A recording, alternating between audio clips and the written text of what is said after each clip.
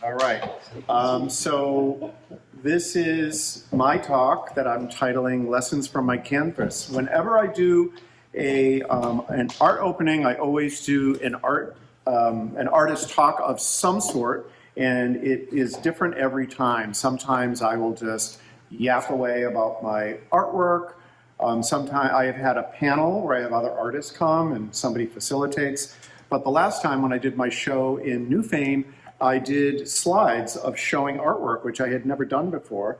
And I kind of talked about what I had learned through, I did slides over the journey of painting, and it was really well received. So I'm like, well, I'm going to do that. So this is a more polished version of that, and I titled it Lessons from My Canvas. So a little bit about me. If you don't know, I was a very artsy kid. I was very creative, drawing, painting.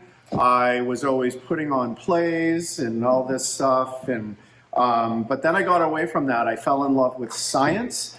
In fifth grade, in fifth grade, Miss Letitia started teaching about protons, neutrons, and electrons, and I just couldn't believe that I was so excited and impressed that there were adults out there that were obviously as curious about the world that they had spent time figuring all this stuff out. And I've always just been a creative kid, but I was extremely curious about how things work. So when I started figuring about what I was going to do with my life, I decided to do a math and science trek, and I got a degree in engineering, which was, I really enjoyed studying that, but that little creative kid was always still there. So as I pursued various professions, that creative part of me would always come out. And eventually I decided that I wanted to be seen as a creative person. And I thought the way of doing that would be by becoming an oil painter. And I decided that, and really what I wanted is, it was like, I think like a lot of things in life, you have a goal, but really what you're looking for is the way you think that's going to make you feel. So I was like, I think it would feel really cool to be an artist and to be a competent painter. Of course, nothing ever feels, when you get it, it never feels the same way. But I really pursued, so I started studying art in the same way that I would study science. I needed to understand how it all worked. I didn't want to just go willy-nilly. I needed to figure out, so I took a lot of courses, and really what I was trying to do initially was trying to execute what I had learned and sort of capture I thought it was about capturing the world and documenting it. So what I'm going to share with you is a series of paintings that I did. This is one of the first real paintings that I ever did. I had fooled around, but this was the first one where I had a canvas and I thought maybe someone would want to purchase it. And, it's a pretty decent painting for my first try, but I can really see there's a lot of effort. I can feel the effort in this. I was really trying hard, and I think that really comes through. And I'm also trying to replicate something that I was seeing. This was taken from a photograph, and I did replicate it pretty well. But I also was able, if you looked at the photograph, there was really nothing special about it, and I think that this painting is special. So I think early on I was able to pull something out of it.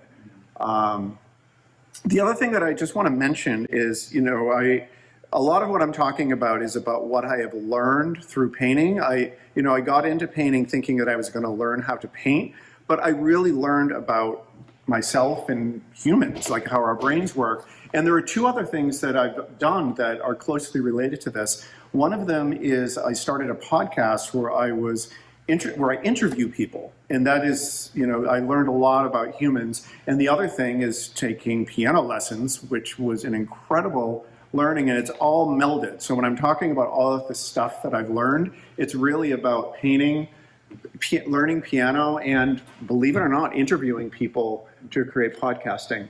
This was a very early on painting that I did where I was trying to I think it's a solid I think it's pretty solid. This is like a guy kind of passed out under here. I think that, let me just look at my notes. Yeah, I was trying to capture something that I could see in a photograph with this. I think the photograph that I took had this feeling, and I was really just trying to replicate that. Ricky, what's the scale of that? I think that is probably 12 by 18.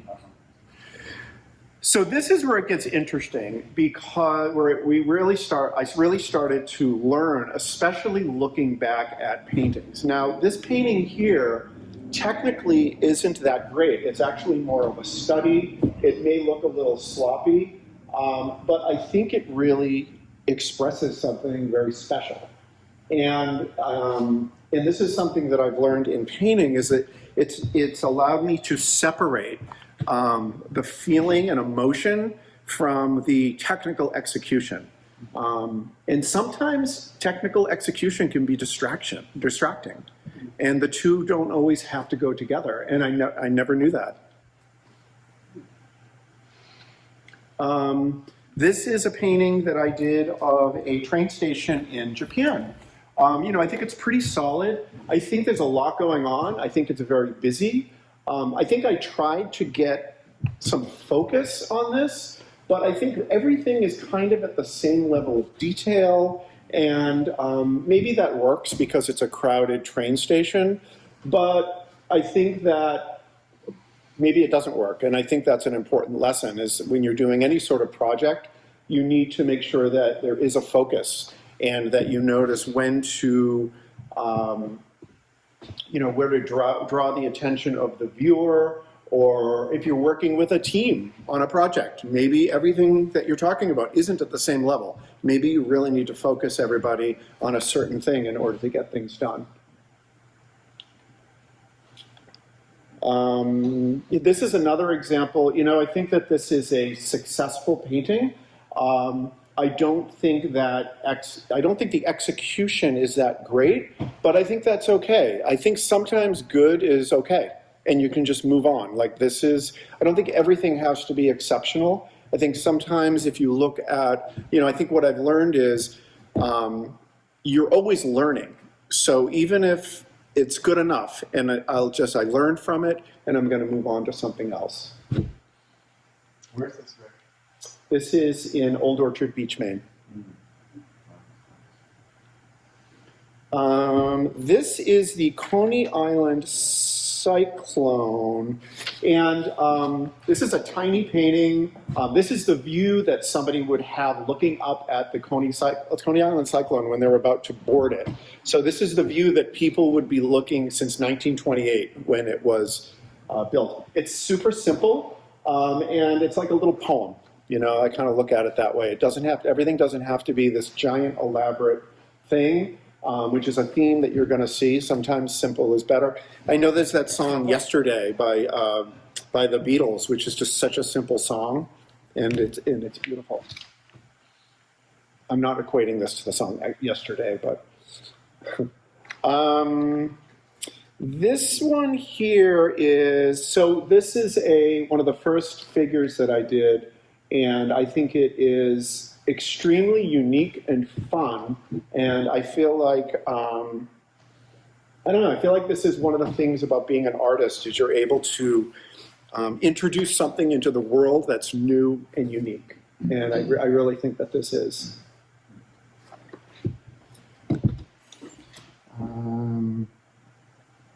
And then, so here's some sketches that I did. So I do a lot of sketches, particularly when I'm doing a figure, to get for a couple of reasons. To get comfortable with the subject matter. I call them dating, because doing a painting is such a commitment. So I will do dating. All right, so let's just take this out for a date and see if we want to spend a lot of time together. But I have to tell you, this sketching isn't something that you normally do in life, and now I do it all the time. Like if I'm working on, so I have an idea for a new podcast, and I'm like, I'm just going to do a sketch, So I will just draw, pull out a document and just write down some ideas. There's no commitment. Let's see where it goes. Okay, that didn't go good. So let's pull out another piece of paper and we'll write out some other directions. So I think that, you know, learning to paint has taught me the being comfortable with working in ideas that aren't complete, and they may not go anywhere, but it's a good exploration and a way to try new things. You know, this is a painting that I did. This is one of the few that I did that was from a photograph that I did not take. This is an example of a painting that if I had to do this over, I would do it in a different way. There's some ways that I painted this. Specifically, there's all this stuff that's really far in the distance that's at the same level of value of everything else. So it's very flat. But that's okay. I mean, I'm not going to go back in time, and it's interesting that I like the way it is. It kind of reflects something special, and it reflects something, it kind of shows growth. And like, wow, look at that. I don't look at it as, ugh, I didn't know what I was doing. I look at it as like, wow, I've actually really grown, you know, through all this time in front of the canvas, that I actually would have approached this in a different way. This is from Bellows Falls. Simple, I mean, it's just a simple painting. It's like a little piece of music that my piano teacher would give me.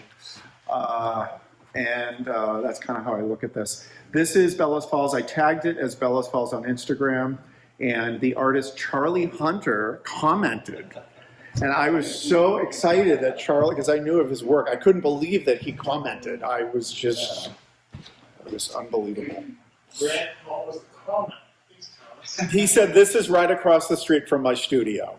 So he didn't say it was a good painting, but you know what? I'll take it. He didn't say it sucked, that's why I was saying. He didn't say it sucked. He noticed it. He did notice it. Art needs to be noticed. It's a beautiful building. Yeah, it is. I have some I wish they would do something. So this is an interesting painting because this, so obviously this is a picture of a roller coaster fan turn. So one of the things I realized really quickly with this was, in order for this to work, for people to understand what this was, I had to get it had to be exact. It's almost like when you're doing a portrait, if it's off the tiniest bit, you know, anyone could tell. That's how this ended up being. Like, I realized the most important thing for this was I had to get the spacing and everything, and the angles had to be right for it to read properly. And that was a lesson, because I was like, wow, when you're doing a project or something, what is the most important thing? Like it's like when I was a project manager, and we used to have to rate everything, with a team, and everyone rates everything high. And it was like, no, if everything's high, everything's low. So you have to have levels of importance. And that applies in paintings too. So, similar to that Japan painting where everything was at the same level of complexity. And Bonnie is my piano teacher, and you see that in music because I'm learning about articulation, and it's the same exact thing. Let's see here. So this is an example of a painting that just didn't work. Like, I had such high hopes for it, and it just never worked. But I'm going to include it. There was some stuff that was done in here that was interesting that I had never approached the canvas with paint that way. But whatever.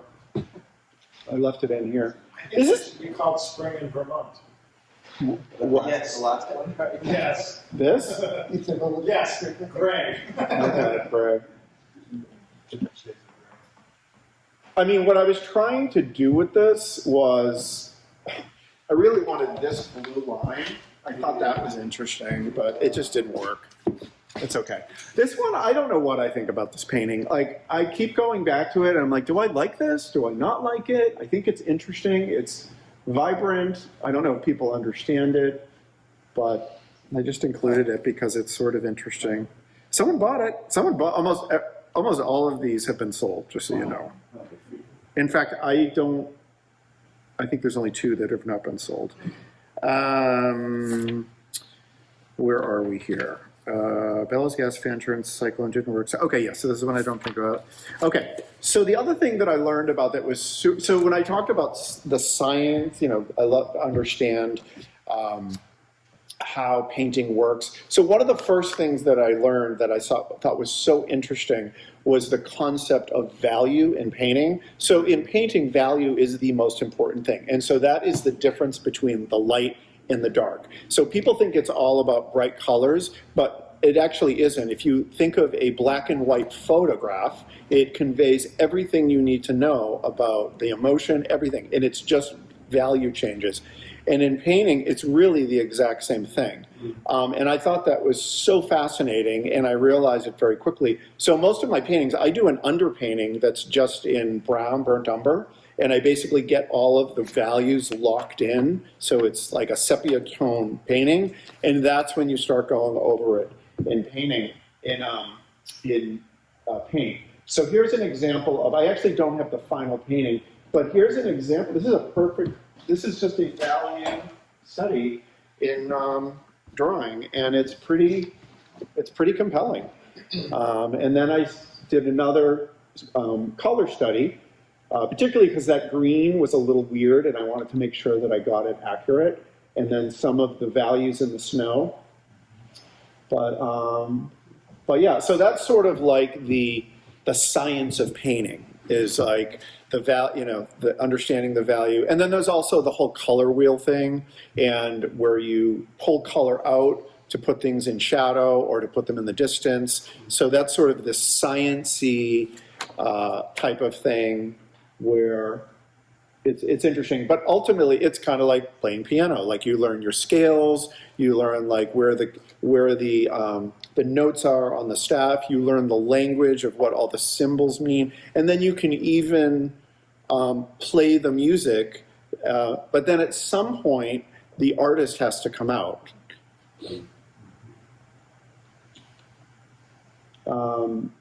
This is a painting I did of a photograph that my dad took, and so my dad took the photograph, so he's obviously not in it, and these are all of his army buddies. When he was in the army in Europe, and where are my comments on this? Okay, yeah. Okay, so this is another big lesson in painting. So obviously, this is a painting that I have in my home. I will not sell it.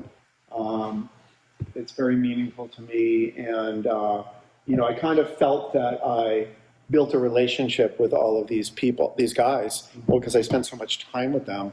They were probably 20 years old. They're now, if they're still alive, they're probably, this was in 1952. I kept thinking they're away from home. Like they're probably never been anywhere, and they're in the middle of Europe somewhere. So I just couldn't help but thinking about them. But the lesson in this is, if you look at, so this is a study that I did where one of the first things you learn in painting is you start with the biggest brush possible, and you get the blocks of color, and it's really hard. So a lot of times people will I used to see painters like doing this stuff, and I'm like, what the heck are they doing? And now that's exactly what you have to do. You have to get the composition locked down. You need to get the darkest darks. You need to get the lightest lights, and it's really important. And this is real. I have used this in my life, particularly like with running a project, for instance, because I'm always running projects, and I'm always thinking, what are the most important things that I need to that we need to account for. So for here, I know it's like the relationship between all of these heads, so that it reads properly. The size of them, like this motion here, this arm, like it's just so important to the painting. And a lot of times, when you're with a project team, people are always going to get into the details immediately because it's easier to talk about it, and you can't do that. You have to start here. You have to start with the biggest ideas. And then once you get those locked down, then you can, eventually you'll get to the details, but you want, when you're painting, you work with the largest brush as possible for as long as possible.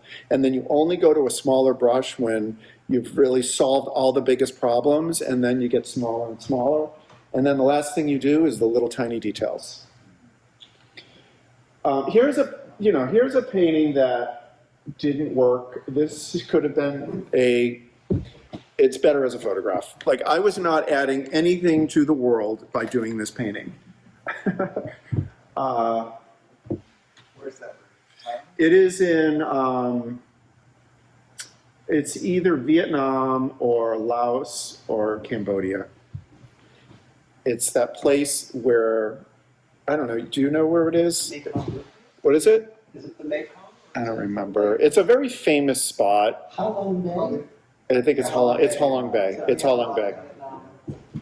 It's beautiful. I think I thought, like, I don't know, like all these different layers in the back where like everything goes off in the distance. It's just so beautiful. Just go there. You don't need to see a painting.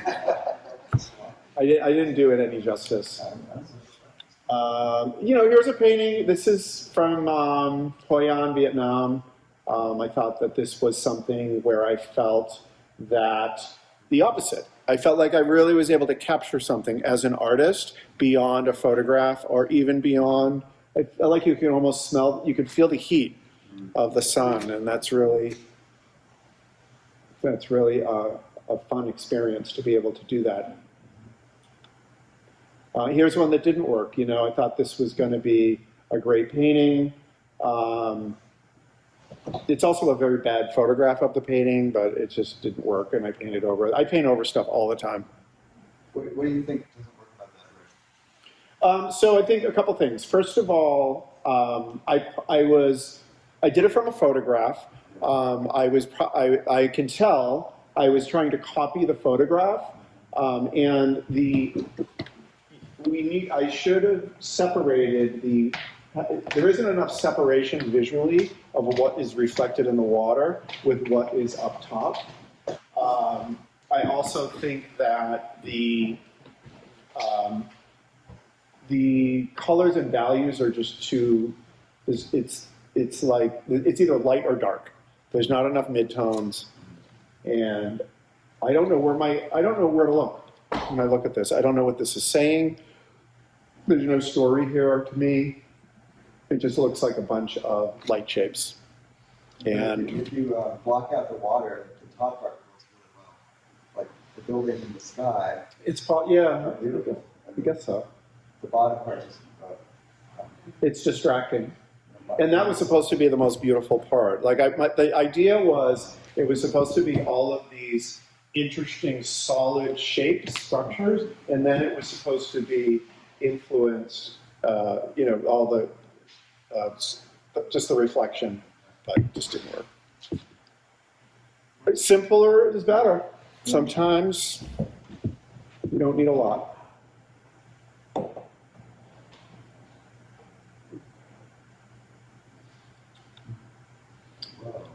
So this was me exploring new things.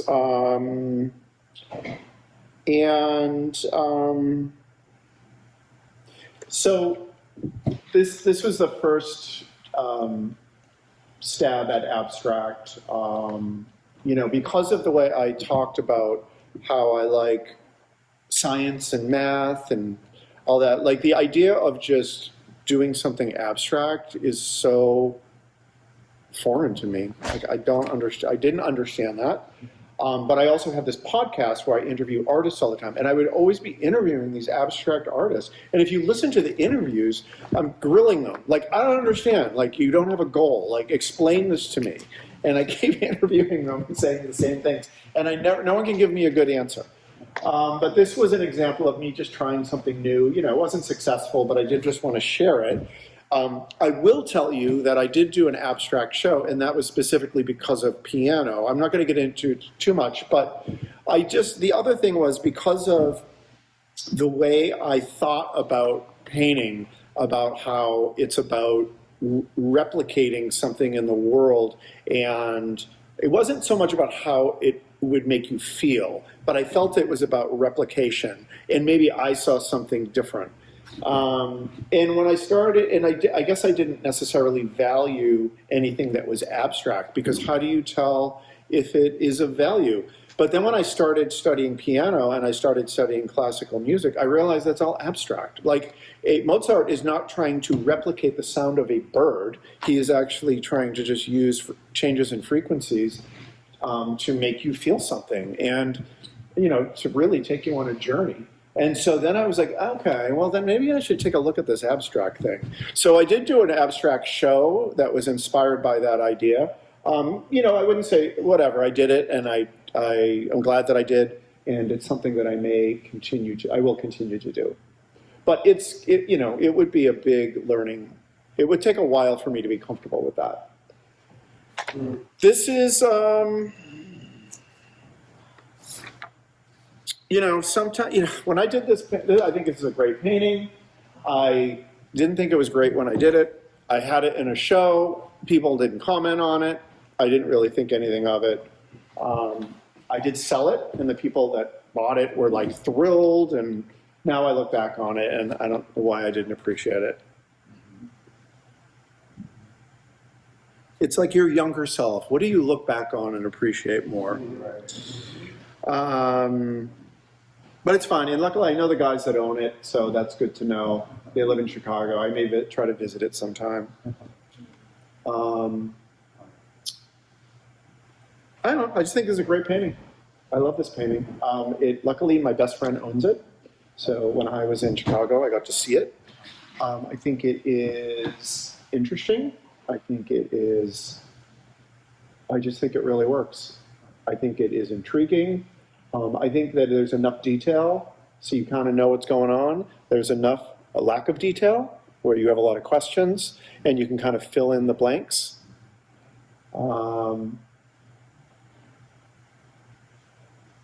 Which I think is really important. I like movies like that. I love when movies have a lot of things that are unresolved. I love unresolved things, because basically your experience fills them in. It's kind of like when you read a book and, you know, people say the book is better than the movie. It's because you're taking all of your experience and translating that through your brain to fill in all the blanks, and I feel like there's a lot of blanks in this. This is a painting, I don't know what I think. I'm so glad that I did it. I don't know what I think about it. Someone bought it.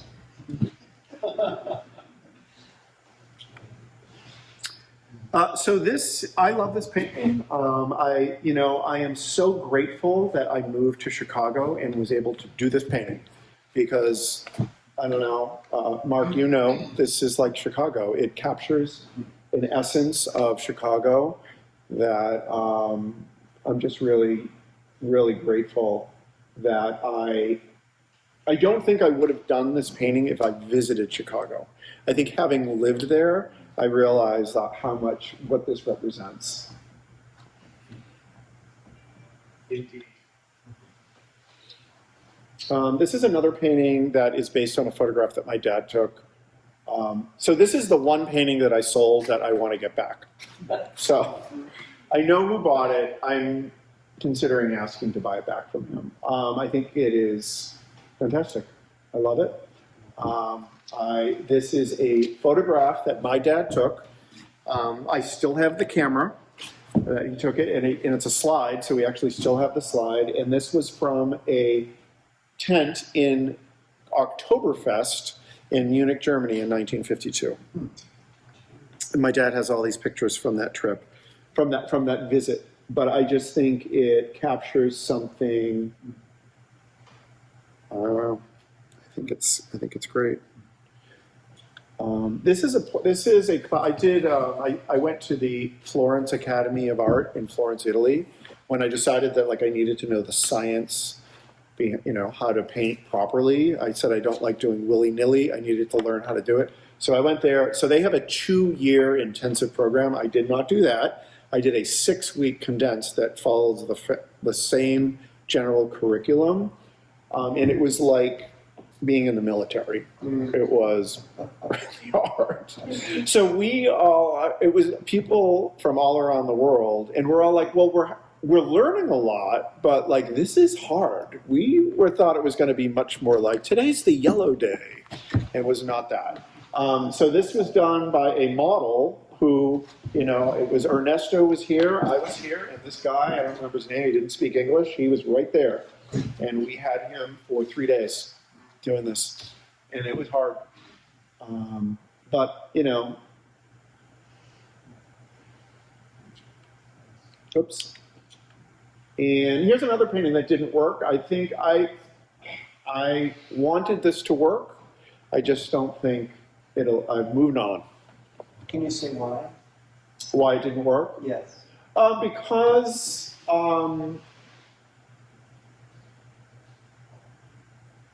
so I think what I was trying to convey was a feeling of nostalgia, a feeling of an amusement park off-season.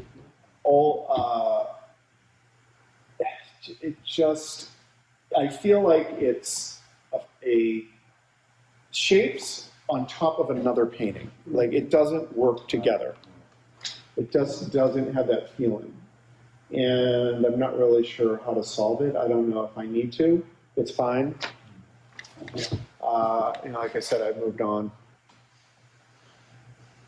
Can I say that there's a picture on that you painted outside of the exhibit that it was probably the first one that I looked at, but that was exactly what it conveyed to me was nostalgia. So I think you do it well. Maybe you don't recognize it, but it was a place that you and I had never been, but it brought nostalgia to me that I was thinking that when I walked through the exhibit. So. Okay. I'll own that. That's fair. Yeah, I mean, I can definitely see that. I just don't think this one does it. I think it's to your credit. I don't think you have to own it. I think it's to your credit. Okay. There's another one where, I don't know. I did it. I thought, I'm not sure what I think. We've all been there.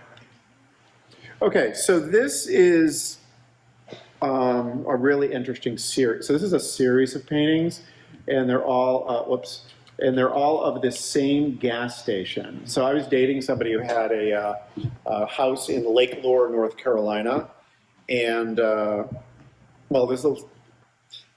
tell you the goofy story. So so Dirty Dancing was part of it was filmed in Lake Lure, North Carolina, and Patrick Swayze befriended the Dalton family, which was a wealthy family in town, and he subsequently named his character Dalton in his next movie called Roadhouse. This is Dalton's General Store. So this is an abandoned general store that the family had owned. So there's actually a mailbox out front that says Dalton's on it. So anyhow, so that's the story. I thought this structure was so interesting, and I just did like all these different paintings of it. I thought it was fantastic. And it was the first time it was like the first time that like, oh, I'm so glad that I learned to paint, because I can actually take something that I saw in the world and I can really have fun with it. And it was really cool. So this was a study that I did, and I probably did this in a half hour, and I worked at a gallery as the gallery manager in Chicago, and I didn't really sell work there, but we sold this. We framed it and sold it. It was beautiful. And so here's an example. I mean, if you look at the difference between this, which is a little bit more tight, and you're getting one set of emotions, feelings, and thoughts, as opposed to this, which is a similar composition, but there's something else that's really interesting. What's the scale of that? It's little. It's probably 8 by 10, maybe. But yeah, it was fun. Just having fun. The shapes of these gas stations. So these ones were rectangles, and then you can see those ones are sort of shaped like this, and all of these shadows, and it was so fascinating. I had a lot of fun with it. And then this one here, so this is in the show. You know, I think this is an example of where less is more. I don't think, again, I got into painting thinking I needed to replicate, and then I realized it's not about that. It's about how something makes you feel and what you want to convey. Again, I'll go back to piano. You know, when I'm practicing a piece, it isn't about replicating the notes on the scale. It is about feeling what you want to convey to the listener through the piece. In this, if you look, the bottom part of this is all open. I did not do any detail.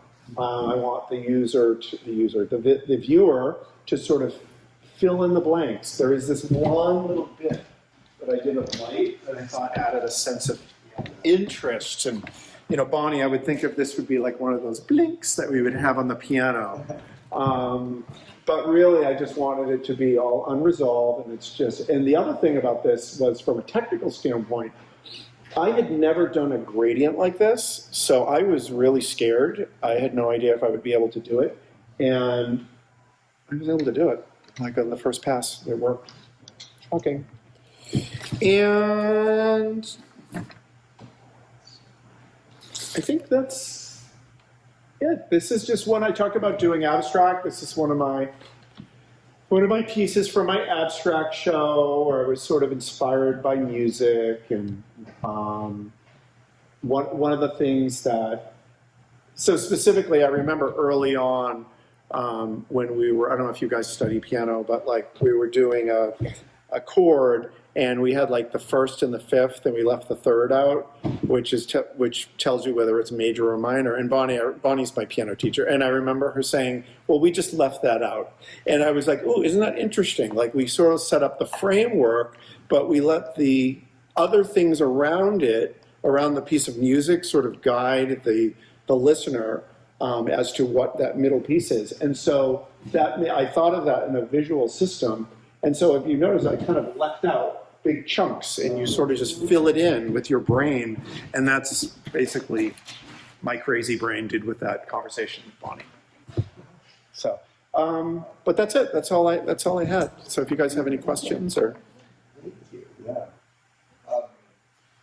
One thing I want to comment on, Rick, is as a painter myself and sort of an obsessive perfectionist, I really appreciate that you know when to stop with your paintings. Because I think you stop at mostly just the right time, and you're giving us just enough information in sort of an impressionistic way, but not getting too fussy with it. I think that really works in your favor, having that really kind of just enough information, a little bit rough and not so tight. You know, use that word, I think. So I just wanted to comment about that. I think it's, especially someone who's, like you, just decided to learn how to paint. I think there's a tendency to try to get it just right and just perfect. Right. I'll go back to my first painting that I shared with you, and if you look at that, that's what you see. This is what I was saying. I was striving for like perfection with that, and it still has an it does. quality. But there was definitely, well, I think that's more because I didn't know how to paint. I think there was also a lack of skill. That works in your favor. It worked in my favor, but they're they're definitely. a little surprised for someone who studied engineering, because some of your paintings are really complex with that small one looking up at the roller coaster. Yeah. When you said that was fairly simple, it's like, that is not a simple painting. There's like structurally, like getting all those pieces to work together and shapes and geometry, you're really good at, but you're also good at leaving it alone or taking it to the point where you're giving us just enough information. So there's a nice balance there between mastering the structure and the composition and getting all the shapes to work together and not overdoing it, not overthinking it. So I think that's unusual. Cool. From someone not listening to both of you, is the art in the inspiration or is it in the delivery? It is what? Is the art in the inspiration, your motivation, or is it in the delivery? What do you mean the art? The art is you said it was overdone, you didn't know how to paint, but it's stunning. To the observer, it's you interpreted what you were thinking pretty well. To a spectator, is the art? That's what I'm asking. Is your inspiration your driver, or is the technique your driver? Oh, Because this is beautiful. Everything is good. When you create, it's beautiful. I guess it depends on the project. Each one of these is like a little project. Sometimes this one's a technical project. It's a technical, like piano piece. Sometimes it's a technical piece. Sometimes it's not. Sometimes, and it's always and it's always just problem solving. It's just problem solving and constantly solving a little problem. How do I? Yeah. So it's just you're vacillating between technical, technical versus inspiration and how I'm feeling. Well, now I can't. It doesn't really matter how I feel about this. I got to solve this problem. I'm not this. The person viewing this isn't going to understand what.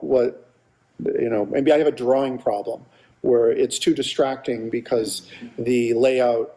Like this one with this here, particularly with figures, because if you get it wrong, it's really distracting, and you're not. That's what people aren't going to see. So sometimes that's the challenge. Is it's a technical challenge to make sure that you don't f up the proportions, because then that's what people are going to see. Not sure if I answered that. So, all right, cool. Well, thank you, guys. Thank you.